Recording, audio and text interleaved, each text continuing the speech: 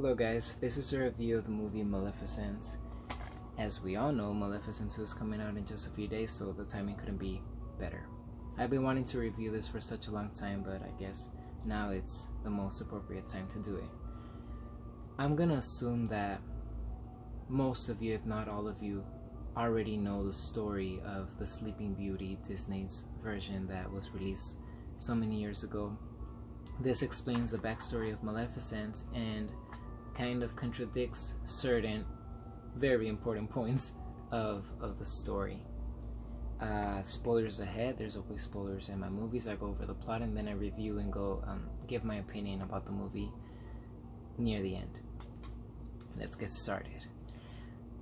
It starts with Maleficent as a very young fairy living in the moors. The moors is the term that's the name of the place where the magical creatures and the fairies live, and they live in conflict with the humans because, as we all know, even in the real world we have conflict with each other. So imagine being so different, which is nonsense, but that's just how it was.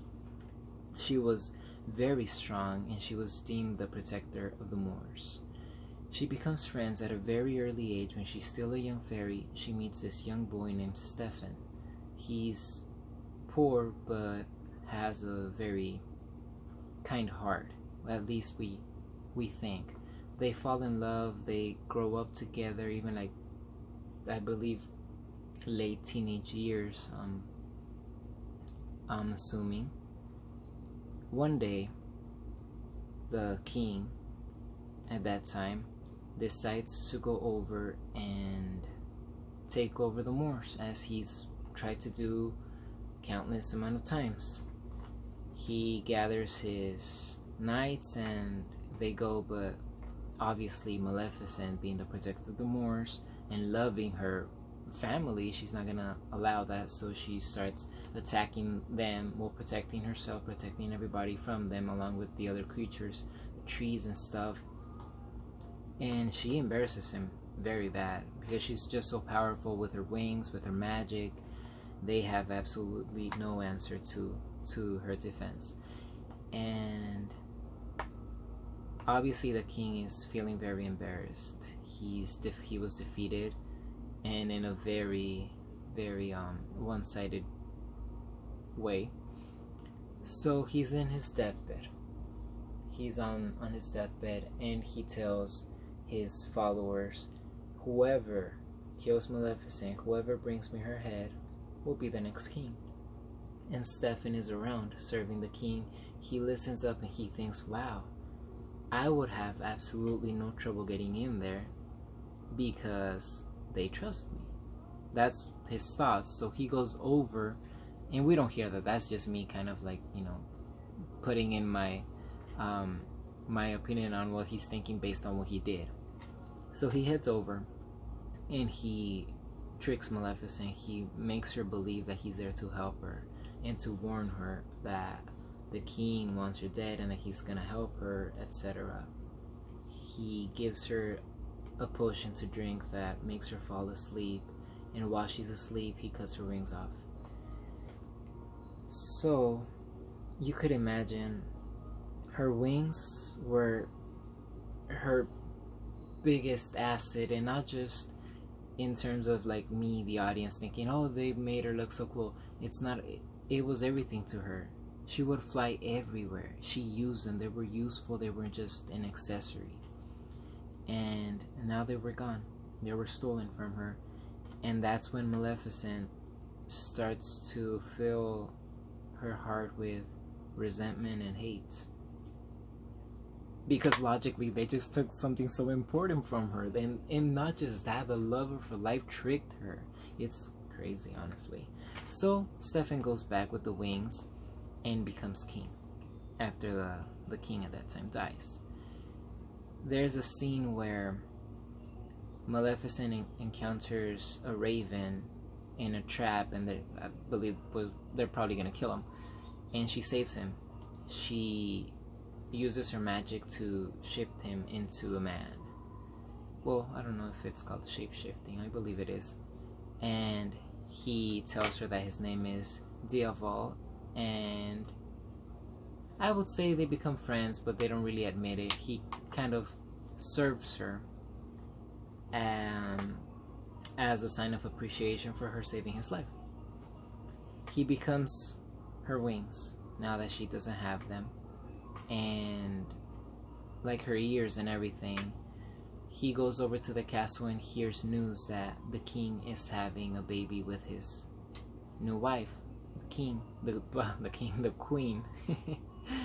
Stefan is the king, and he is married to a queen, and they're having a baby, and they're gonna have this celebration, the christening of the baby.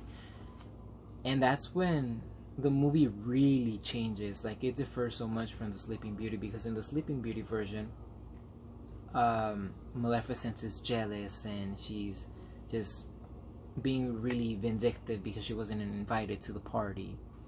But in this movie, she has a really good reason, and I'm not like justifying her actions and her hatred, but look at what they did to her. She's like, how is this fair that he's right there living his best life with his family and everybody celebrating, and after what he did to me? So she goes over there and she curses the little princess, Aurora. And this curse is like, I believe 16 years. When she turns 16, she's gonna prick her finger in the spindle of a spinning wheel and sleep forever. That's when King Stefan begs her. He's like, please don't, please, I'm sorry, whatever. And Maleficent's like, I like that you're begging, so let me change it. The curse is revocable, but only by true love's kiss. And I was watching this movie with my younger siblings, and I was explaining to them how she thought that was impossible. There is no true love, because he was her true love, and look at the baby that he's having now with another person. So she goes ahead and does that, and to protect baby Aurora, the king and queen decide to send her off into the forest with 3 fairies, which are probably the only creatures that are at peace with humankind. They're like they are basically a symbol of peace between the Moors and the humans. But they're not very good caretakers. They are terrible. They are awful. The baby would have suffered an insane amount of damage if it were not for Maleficent, who was always watching her with Diaval and helping her out, feeding her even. And when she grows up, they actually have an encounter, and Aurora is like the famous scene in Maleficent. She's like, come out, don't be afraid. And Maleficent's like, oh, I'm not afraid. And then come out, then you'll be afraid. And they talk to each other, and Maleficent starts to realize, wow, this girl is actually kind. She's nice, she's genuine, she likes playing. Like, it reminds her, I'm assuming, of herself, Maleficent's younger self, when she was just full of joy and everything in life was so such an adventure and beautiful. I'm gonna skip out of a few details, but Aurora finds out that Maleficent was the one who cursed her, and she's the evil in the world, as they refer to. She heads over to the castle. She's so anxious, but in a good way, to meet her father, and she can't wait to introduce herself after all these years. And he just dismisses her like nothing. It's like, you weren't supposed to be here. He's angry. He's just so ready to destroy Maleficent that he just dismisses the presence of his daughter, which he hasn't seen in so many years. Then Aurora sends her a room, but because of the magic, she encounters the spinning wheel. She pricks her finger and falls into a sleep-like death. Well, that's in the original. This is more like a coma. She's just sleeping. At no point did she actually die. And Maleficent just hurries over. She's now given herself the opportunity to believe that humans could be good because of Aurora. So she takes the prince this young man who Aurora met for like a slight second, thinking that he might be true love's kiss, the guy who could actually save Aurora from the curse. And he goes ahead and tries it. He kisses her, but fails because they just met. They're not in love. And it's such a sad scene. Maleficent is crying and she heads over and kisses Aurora, and that's when she wakes up, and that tells you true love's real, and it's in the form of the caretaker, Maleficent, who's now friends with Aurora, and Aurora's really happy to see her. But King Stefan is prepared to attack and kill Maleficent. So Maleficent, another contradiction from the original story, she turns Diaval into a dragon. She cannot turn herself into a dragon. And they're almost losing the battle completely, but Aurora finds Maleficent's wings and lets him free. So now Maleficent gets her rings back, and everything's such a beautiful scene, such a happy and sad at the same time. And it's not her intention. She's like, it's over, it's done, it's over. But King Stefan insists, and they have this ongoing fight where King Stefan falls and from a very high place and just passes away. And Maleficent and Aurora, they are together and they live happily ever after. Or do they? Because we're getting a second part. And I don't like knowing like what's gonna happen and everything, but I think I have an idea based on some interviews that I've watched with Angelina Jolie and Elle Fanning. And now in this movie, we don't have her, but now we have a queen in Maleficent 2. Oh my gosh, what's her name? I can't believe I forgot her name. And like, it's so disrespectful because she's such a good actress and I know her, but right now I'm spacing out because I was just so focused on this one. But yeah, it's gonna be amazing.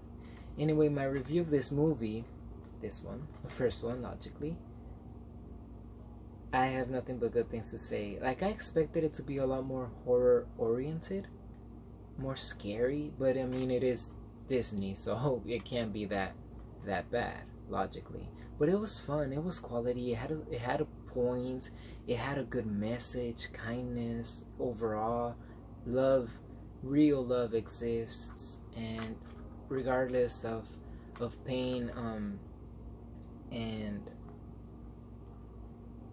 evil, one could still hold on to our true selves and make a change in the world.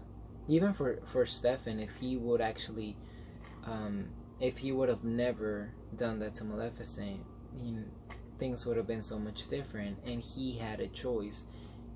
And I guess the point is that we all have choices and we could make better ones, honestly. The acting was marvelous. Elle Fanning is the younger sister of Dakota Fanning, who's a humongous talent.